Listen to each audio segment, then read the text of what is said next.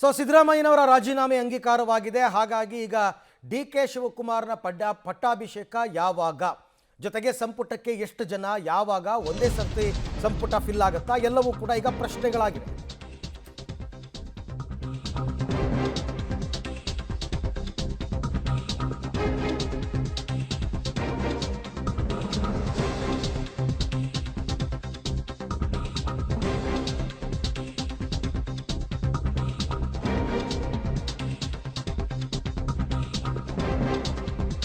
Siddaramaiah exit, D K Shi entry.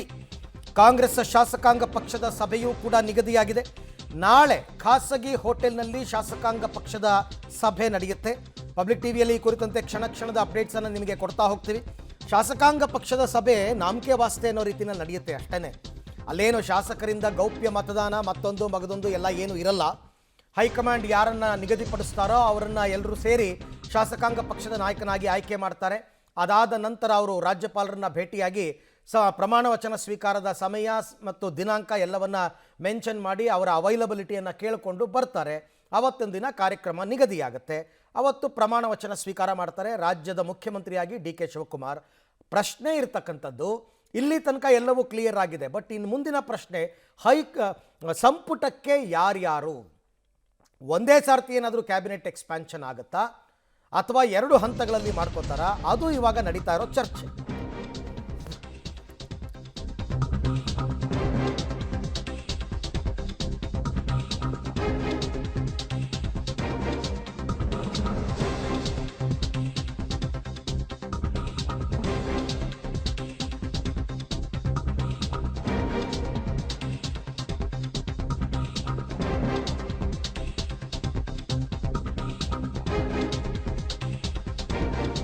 CLP ನಾಯಕರಾಗಿ D K Shivakumar ಆಯ್ಕೆ ಪಕ್ಕಾ ಆಗಿದೆ.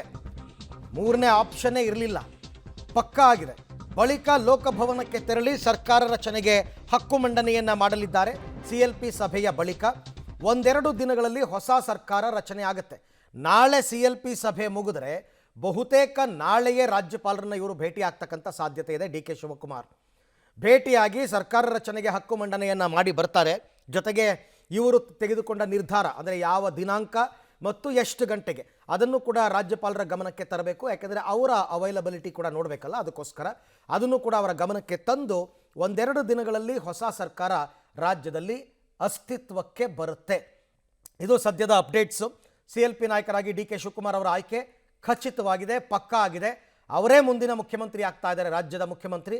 ಉಳಿದಂತೆ ಎಷ್ಟು ಜನ DCMಗಳನ್ನ ಮಾಡಬೇಕು, ಯಾರ್ಯಾರನ್ನ ಸಂಪುಟಕ್ಕೆ ತಗೋಬೇಕು, ಅದಕ್ಕಿಂತ ಹೆಚ್ಚಾಗಿ ಯಾರನ್ನ ಕೈ ಬಿಡಬೇಕು, ಇದೆಲ್ಲವೂ ಕೂಡ ಈಗ ದೆಹಲಿಯಲ್ಲಿ ಚರ್ಚೆಗೆ ಬಂದಿದೆ. ಮುಖ್ಯಮಂತ್ರಿ ಸಿದ್ದರಾಮಯ್ಯವರ ರಾಜೀನಾಮೆಯ ಬಳಿಕ ಡಿ ಕೆ ಶಿವಕುಮಾರ್ ಅವರು ಕಾಂಗ್ರೆಸ್ನ ಶಾಸಕಾಂಗ ಪಕ್ಷದ ನಾಯಕರಾಗಿ ಮುಖ್ಯಮಂತ್ರಿ ಆಗೋದು ಬಹುತೇಕ ಹಿನ್ನೆಲೆಯಲ್ಲಿ ಸಚಿವ ಸ್ಥಾನದ ಆಕಾಂಕ್ಷಿಗಳ ಶಾಸಕರ ಪಟ್ಟಿಯೂ ಕೂಡ ದೊಡ್ಡದಾಗ್ತಾ ಇದೆ. ಸಾಕಷ್ಟು ಬಾರಿ ಗೆದ್ದಂಥ ಹಿರಿಯ ಶಾಸಕರ ಡಿಮ್ಯಾಂಡ್ ಹೆಚ್ಚಿದೆ. ಇದ್ರ ಬಗ್ಗೆ ಮಾತಾಡಲಿಕ್ಕೆ ಹಿರಿಯ ಶಾಸಕರಾಗಿರ್ತಕ್ಕಂಥ ಬೇಳೂರು ಗೋಪಾಲ್ ಕೃಷ್ಣ ಅವರು ನಮ್ಮ ಜೊತೆಗಿದ್ದಾರೆ. ಸರ್, ಮೊದಲನೇದಾಗಿ ನೀವೆಲ್ಲ ಎಕ್ಸ್ಪೆಕ್ಟ್ ಮಾಡ್ತೀರಿ ಏನಾದ್ರು ಒಂದು ನಿರ್ಧಾರ ಆಗಲಿ, ಆದರೆ ಒಳ್ಳೆಯದು ಅಂತ. ಈಗ ನಿರ್ಧಾರ ಆಗಿದೆ, ಒಳ್ಳೇದಾಗಿದೆ ಅಂತೀರಿ. ಈಗ ನಿಮಗೆ ಒಳ್ಳೇದಾಗದು ಯಾವಾಗ? ನೋಡಿ, ನನಗಿಂತ ಹೆಚ್ಚಾಗಿ ರಾಜ್ಯದ ಮುಂದಿನ ರಾಜಕೀಯವಾಗಿ ಪಕ್ಷದ ಗಟ್ಟಿಗೋಸ್ಕರ ನಾವು ತೀರ್ಮಾನ ಮಾಡಬೇಕು. ನೋಡಿ, ಸಿದ್ದರಾಮಯ್ಯ ಸಾಹೇಬರು ಬಹುಶಃ ನಮ್ಮ ಕಾಂಗ್ರೆಸ್ ಪಕ್ಷದ ನೇತಾರರೇ. ಅವರು ಹಿಂದೆ 5 ವರ್ಷ ಆಡಳಿತ ಮಾಡಿ, ಈಗ 3 ವರ್ಷ ಆಡಳಿತ ಮಾಡಿ ಕೇಂದ್ರದ ನಾಯಕರು ಒಂದೇ ಒಂದು ಮಾತಿಗೆ ಗೌರವ ಕೊಟ್ಟು ಸ್ವಾಭಿಮಾನದಿಂದ ಬಿಟ್ಕೊಟ್ಟಿದ್ದಾರೆ ಅಲ್ವಾ.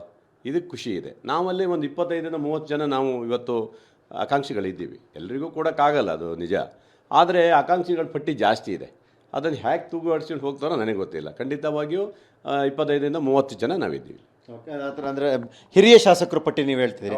ಈಗೆಲ್ಲ ಎಲ್ಲರೂ ಸರಿ ದೂಗಿಸ್ಬೇಕಲ್ಲ, ಅದು ಹೊಸಬರಿಗೆ ಅವಕಾಶ ಇದ್ದರೂ ಕೊಡಬೇಕು, ಏಜ್ ನೋಡಬೇಕು, ಜಾತಿ ನೋಡಬೇಕು, ಪ್ರಾದೇಶಿಕತೆ ನೋಡಬೇಕು. ಅವಾಗ ಅದು ಬ್ಯಾಲೆನ್ಸ್ ಮಾಡೋದೊಂದು ಚಾಲೆಂಜೇ. But as a senior MLA, 3 term ನೀವು ಶಾಸಕರಾದಂಥವರಾಗಿ ನಿಮ್ಮ ಡಿಮ್ಯಾಂಡ್ ಏನು ಸರ್? ಅಲ್ಲ, ನಮ್ಮ ಡಿಮ್ಯಾಂಡ್ ಏನಿಲ್ಲ. ನಮಗೆ ನೋಡಿ, ಈಗ ನೆಕ್ಸ್ಟ್ ಯಾರು ನಾಯಕತ್ವ ತಗೊಳ್ತಾರೋ ಅವ್ರ ಮೇಲೆ ಇರುತ್ತೆ ಅಲ್ವಾ. ಈಗ ಮುಂದಿನ ಮುಖ್ಯಮಂತ್ರಿಗಳು ಯಾವ CLP ನಾಳೆ ಇದೆ, ನಾಳೆ CLPಯಲ್ಲಿ ಏನಾಗುತ್ತೆ ಒಪ್ಪಿಗೆ ಆದ ನಂತರ ಮುಂದಿನ ನಿರ್ಧಾರಗಳಿರ್ತವೆ. ನಾವೇನು ಆ ಥರ ಏನಿಲ್ಲ, ಒಂದು ನಮ್ಮ ಇದನ್ನು ಆಸೆಗಳನ್ನು ಹೈಕಮಾಂಡಿಗೆ ತಿಳಿಸಿದ್ದೀವಿ. ನಮಗೊಂದು ಅವಕಾಶ ಕೊಡಿ, 3 ಟರ್ಮು 4 ಟರ್ಮು MLA ಆಗಿದ್ದೀವಿ ಅಂತ ಕೇಳಿದ್ದೀವಿ.